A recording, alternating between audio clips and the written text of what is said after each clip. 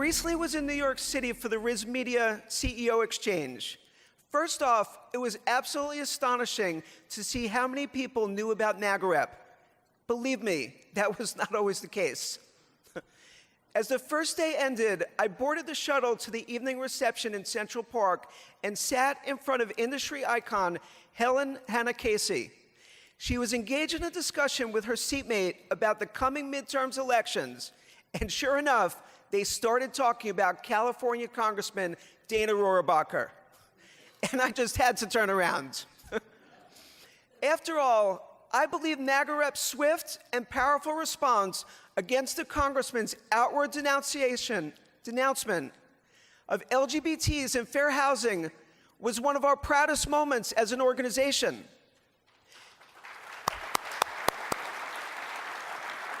It was back in May at NAR's mid-year meetings and fresh off NAR's continued support for NAGLREP efforts to promote the Fair and Equal Housing Act that the California Association of Realtors contingent visited Capitol Hill and asked Congressman Rohrabacher for his support.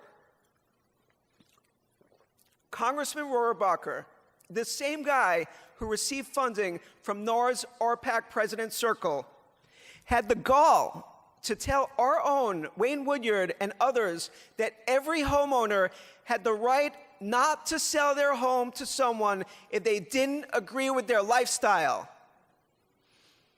Let me repeat, Congressman.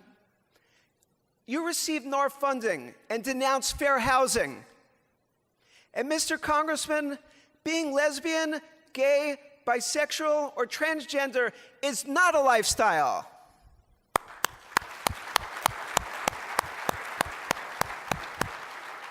Thankfully, Wayne Woodyard and our policy committee jumped into action and wrote a letter to NAR. We called for his funding to be pulled. The pressure was great, and NAR agreed. They eliminated the congressman from the program. The headlines were bold, and Wayne became a media darling. So here we are, 11 years into NAGLREP, and we continue to fight and make a difference. Yes, Cleve, we listened. Congratulations. Ladies and gentlemen, it is great honor that I now introduce you to 2018 Pinnacle Award winner, Wayne Woodyard.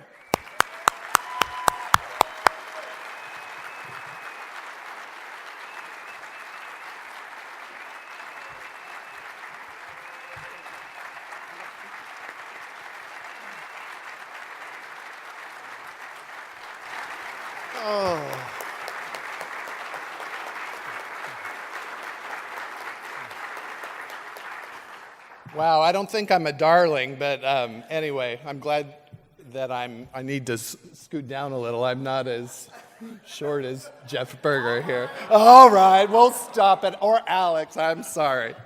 Anyway, it's a pleasure to be here, guys. I'm shocked and honored to accept this Pinnacle Award on behalf of NAGLREP and all of you in this room. I was equally as shocked that rainy day in May, sitting in Congressman Dana Rohrabacher's office in Washington, D.C. Our National Association of Realtors legislative meetings had just started that week with a moving tribute, a reenactment of the racism that occurred in this country. I was really moved by that tribute and actually had tears in my eyes at the presentation, but it doesn't take much to make me cry.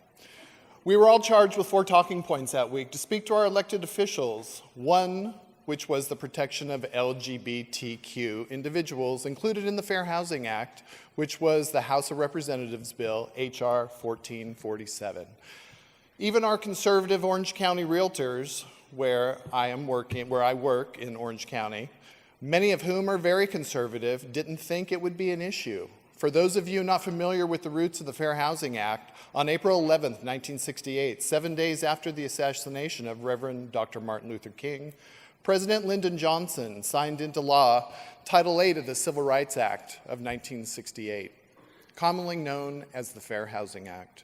The legislation was co-sponsored then by Senators Edward Brooke and Walter Mondale, and advanced the ambitious and progressive vision to eliminate housing discrimination, residential segregation, in this country. As envisioned, the Fair Housing Act is an important tool for achieving both justice and equality. In signing the bill, President Johnson proclaimed at long last, fair housing for all is now part of the way of American life.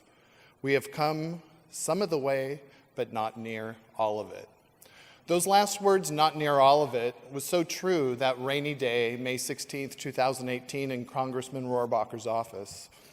Our group in Orange County appointed me the token gay, since I was the best dressed and my little pocket square here, to present this topic to Congressman Rohrabacher. I launched into my topic and how moving this tribute was at our initial opening meeting, and how 2018 is the 50th anniversary of the Fair Housing Act, but there was one piece of this act, one piece of the puzzle that was missing, which was LGBTQ. Before I could get my next sentence out, Congressman Rohrabacher cut me off and stated very adamantly, "I won't support that." I was shocked, as many others were in the room. And he went on to say every homeowner should be able to make a decision not to sell their home to someone if they don't agree with their lifestyle. Now, I don't know about all of you, but lifestyle is something that makes the hair on the back of my neck stand up. This is not a lifestyle. So, he continued to say, those people drive into our neighborhoods with those stickers on their cars, and we should have the right to say no. So I was shocked. My mouth dropped open and I was speechless, which doesn't happen very often.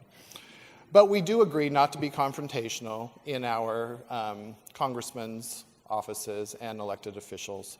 So others started to question him in the room, one of which used to be working on Congressman Rohrabacher's staff. And he still wouldn't back down. So the next night, the Orange County Realtors had a dinner planned with Congressman Rohrabacher, and I did not go to that dinner. And they pressed him on and on about this issue, and he still wouldn't back down, and kept citing reasons why he wanted to stand firm on this issue. The next day, I wasn't sure really what I should do with this information. I was just kind of conflicted.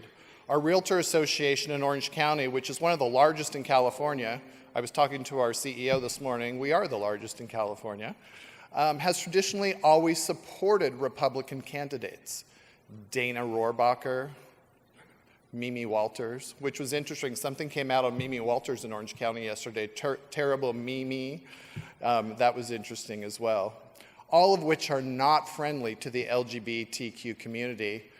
Adding to the complications, I was the past president of the Orange County Association of Realtors, and I'm also a vice president for Berkshire Hathaway Home Services, owned by Warren Buffett. So I felt like I wanted to be Norma Ray and organize a fight, but not sure what that would look like for my profession, and I was so wrong in my thought process. So what I did is I posted in our private Facebook group, our closed Facebook group, in the NAGLREP site, and what happened there was amazing. I posted how disappointed I was, and Jeff Berger, our glorious founder, had steam coming out his ears.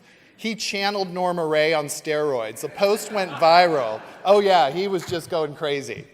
So my partner in the love of my life, Paul Bennick, which is here and also a realtor, kept wondering why my phone was ringing off the hook on our way to Palm Springs for the weekend. After a trying week, we needed to get away. Little did I know, many of the local news media TV stations, CNN Atlanta, CNN New York, MSNBC New York, among many others, called to interview me and posted virally about the Congressman Rohrabacher's perceived bigotry. Our Berkshire Hathaway CEO, Gina Blafari, called me and said he had my back and congratulated me for speaking out against this person.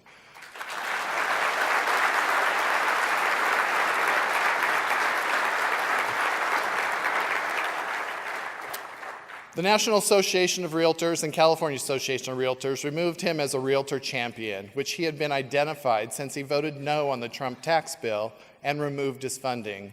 NAR President Elizabeth Mendenhall called me personally to tell me that his funding was removed. The bottom line here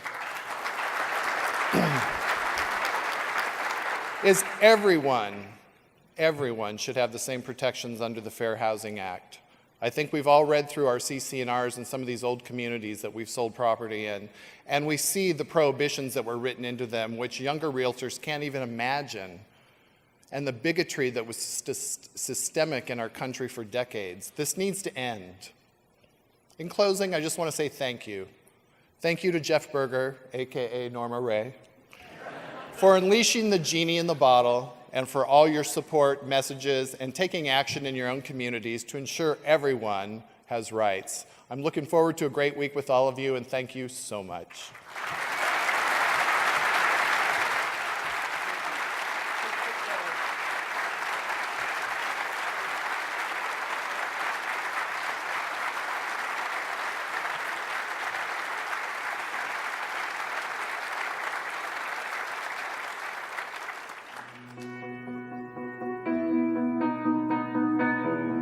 Thank you, Wayne. You're a true hero.